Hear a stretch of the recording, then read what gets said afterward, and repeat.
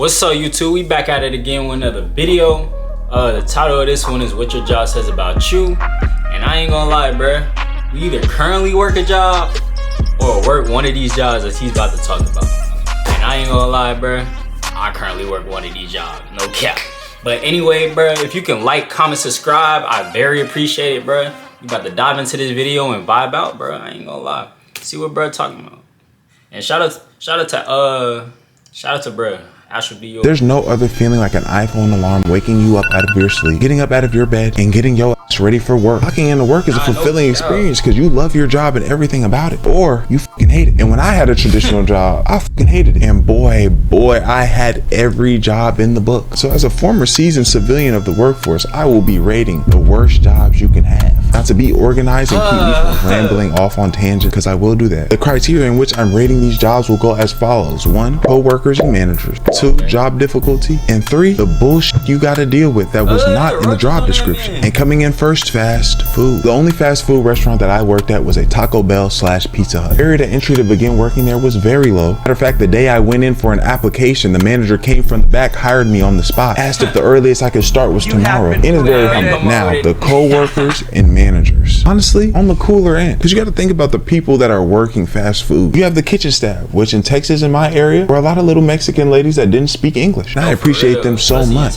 Because of them, in my whole year of working there, I didn't make a single taco for a motherfucker. I was strictly cash register and pizza maker. My other co-workers were kind of like me as well. Shout out my boy Serene. I don't know where you are. I ain't gonna lie, bruh. Fast food gotta be like one of the worst jobs, bro. First of all, gang.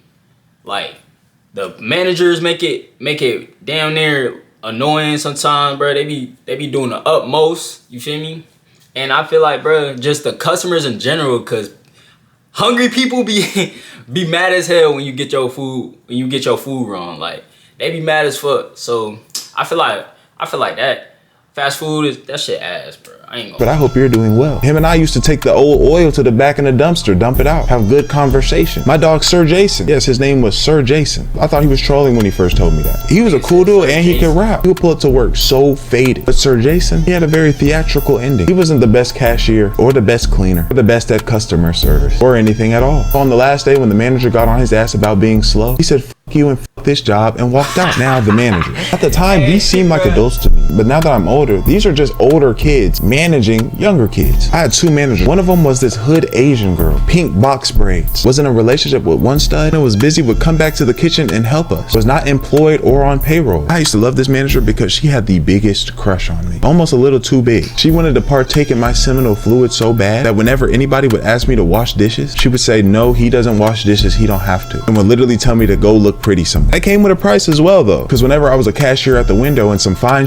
would pull up, she would remove me from that spot and take care of the order. Moving on to the job difficulty, it wasn't that hard. It was just kind of tedious and annoying. Like, it's made me now move a certain way at establishment. I'm always pushing my chair in, trying not to get too much food on the floor, because that was the stuff that annoyed me, and it was just constant repetition. And now moving on to the bullshit, because there was a lot of that. The main thing was the unsanitary shit that I had to see and deal with. These things normally only came up during very busy hours. That was like afternoon when people had lunch break, and at nighttime like 10 p.m. Some of the things that we had to do might not get me into heaven. Not because I was doing that, but because I didn't put a stop to it. God's gonna be like, "Yo, bro, what was that about?" 2 things come to mind specifically. On a busy day, we had 1 fresh pan of meat left. This is when those Doritos tacos was lit. Every order, let me get 10, 50, 69. Bruh's bringing the pan in, and I don't know what the fuck happened. He tweaked out, dropped the pan, all the meat fell onto the ground. When that happened,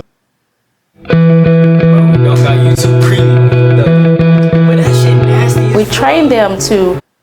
the whole world stopped. He looked straight at the manager, because you're the one that's supposed to manage us. Let us know what to do. This nigga looks at all of us like he's the head of some type of council and says we have to do what we have to do. Gets a spatula and scoops the meat off of the ground. We served it. So on that Tuesday at 12 o'clock, if your stomach was up, that's why. And the other thing, there was a roach swimming around in the pizza sauce. I had seen it after I had served like fucking 10 pizzas, so I didn't know what else to say. This gets a 5 out of 10. Moving on, second, retail. Now, working retail was literally just one step ahead of working at fast food. And this is because you don't have to worry about hungry customers, nasty food messes, but the mess that comes with a retail associate is different. We'll get there. The co-workers and managers. These co-workers are probably gonna be the coolest people you have in all of your work life. Y'all are all in the same position. You're gonna see some baddies there. You're gonna meet some real niggas, and y'all all basically the same same, going through the same thing. The problem lies because there's 3 types of associates. One that cares too much about their job, willing to live and die about $10.50. The one that don't give a damn about their job at all.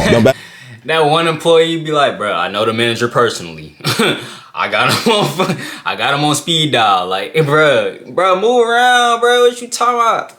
How busy it is, how f***ed up it is. They're gonna be in the back scratching between their ass or something. And then there's me, the one in the middle. I care about my job. I don't want to lose it. I'm gonna do exactly what's needed. On the other hand, I will not slave for y'all. No, I'm not coming into an extra shift. No, I'm not staying late. If it has anything to do with me working harder here, longer here, it's a no. So leave me alone and let me adjust these clothes and shoes. Oh yeah, the retailer that I used to work at was a Dick's Sporting Goods at the mall. The traffic in and out was actually kind of crazy at times. With so much traffic and people going to and fro, there's only one type of manager, the dickhead. I'm talking about they're the type that if everything was done, find some way to look busy. You can't stand in one spot too long. You got to stay moving. What's that? You had one more extra. Bro, I'm the type of employee that I'll be sweeping nothing. Nigga, I'll be standing there sweeping nothing, bro. Long as I look like I'm doing something, bro, they not gonna bother you. I'm sweeping absolutely nothing. Dust particles, bro. Like, bro, I'm dead serious, bro. Do you know what we'll do to you? Get your bitch ass on that line. So yeah, keep that in mind. Man, one more thing about managers in retail is their need to rally everybody up at the front of the store for a meeting and talk about how many sales we've made or didn't make. Bitch, my check is $9.30. Unless you're about to drop 10 bands in my account like a scammer, I don't care how much this store is made. Moving on to job difficulty. Also wasn't too bad, but it definitely was a level above fast food. You just have more responsibilities than you would at a fast food restaurant. Making sure the store looks presentable. Fast food restaurants, we damn near got to talk to people like shit sometimes. And this is when I realized people can actually be dumb, like NPC dumb. At Taco Bell, you can't be that dumb. You want taco, quesadilla, what do you want? At a retail store though, you might receive some of the dumbest questions you've ever been asked. Like I said, I worked in the shoe department. Why did a nigga come up to me and ask, what size am I? And just pointed down to his foot. I don't know if he thought working at the footwear and Dick's Sporting Goods meant that visually I could look at anybody's shoe and be able to tell what size they were. And then other little petty things. Ask you where the restroom is with a sign right next to them that says the restroom is right here. Excuse me, do you guys sell shoes here by any chance?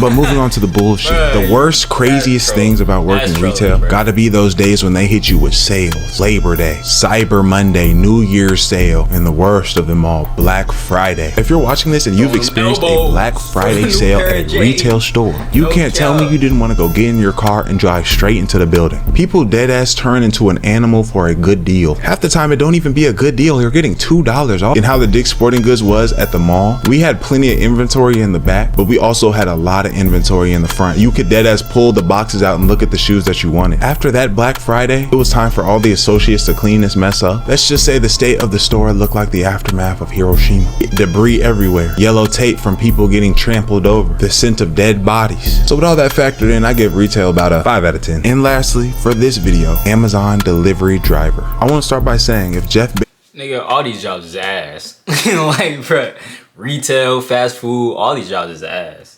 Bezos was 50 years old in the 1800s, he would be the most wicked slave master in the land because the way he do his employees is fucking crazy. Nasty work. This is another job where the barrier to entry is not that high. The people that I worked with consisted of small petite girls, niggas that look like me, old niggas, old white women that needed 2 knee sleeves, 2 arm sleeves, and a neck brace. They will hire anybody as long as you get those packages to a motherfucker door. And if you didn't work Amazon, you may be asking, why does it even really matter what your coworkers are like? Whenever you finish your route and delivering your packages, aren't you good? Well, my naive friend that's watching this video, no, it's your problem as well, because Amazon has something called a rescue. See, a rescue is whenever you finish your 8 to 10 hour shift, call the dispatch to see if you're good to go back, and they say, no, little slave, we need you to drive another 45 minutes away to somebody else. Grab some of their packages and help them deliver their 8 to 10 hour shift as well. And it's funny how they phrase it, because when you call them, they'll say, hey, can you do a rescue? I hear can. I say, no, not really, not today. Bro, why did they say, let me rephrase that. We need you to go ahead and go do a rescue, which leads into the managers. They come off nice at first, but they are cutthroat. Thing is Amazon doesn't really deliver the packages. There's something called DSPs, which basically is you could go become the head of a DSP where you're delivering packages for Amazon. You just use their truck. Think of it like this. Jeff is the main supplier, the El Chapo of this shit. Next are the people that buy it in bulk. And what do the people that buy it in bulk do? They give the work to the corner boys that nickel and dime the pack. That's us. And And we've all seen some type of drug show. So if there's any issue in Jeff's operation, somebody's getting executed. That puts a lot of pressure on the managers. So much pressure that one time somebody couldn't take it anymore. In the middle of their shift, they got out the truck, left it, took an Uber back to their house, left the Amazon truck with the keys inside with a bunch of boxes in it. The manager suited up like one of us and delivered the rest of those packages. I'm telling you, it's fucking crazy. Something's going on back there, bro. Going into job difficulty, this is high. It's not that it's rocket science or mentally difficult, but physically, it's physically taxing. But there's not really too much to go into detail about that. It's time to move on to the bullshit. This is hand down the worst shit I've experienced at any job. Out of all of them that I had, the dogs. That mailman dog feud that you see in cartoons, newspaper, comics and shit, that is a real thing. And it happened on my first day. They used to send me on country routes in Austin. It was scenic, chill vibe. That's until you got onto one of two lawns. Them hillbilly motherfuckers or those country Mexican family yards. Either one of those two, just know a dog finna get on your ass. Cause that's what country dogs are made for. To protect the land. Let people know when people outside they shit. One time in particular, I pull up to a person's house. As soon as I get to the front door, their dog runs outside to the front of the house. This was one of those medium large dogs. I could tell he'd been through the ringer real rough. He walked up to me on some cool, nice dog shit. So I hit him with the good dog, good boy, put my hand out. Wrong move. This dumbass dog saw me as an intruder so fast. Growling, barking, walking me down, circling me. I grabbed the package that I just put down, start fighting the dog off with it. Bro, why did all this commotion? Call this nigga's brother over. An identical dog that looked just like him immediately got on this time and ain't even try to settle the situation down. Now that Nigga, bro, I would've threw the box at his ass.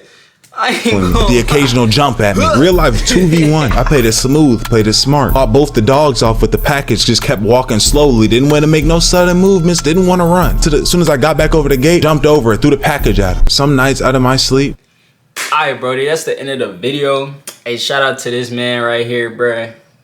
And yeah, if you can like, comment, subscribe, I very appreciate it. And yeah, I'm gonna push out more content, bruh. Hey, peace out, man.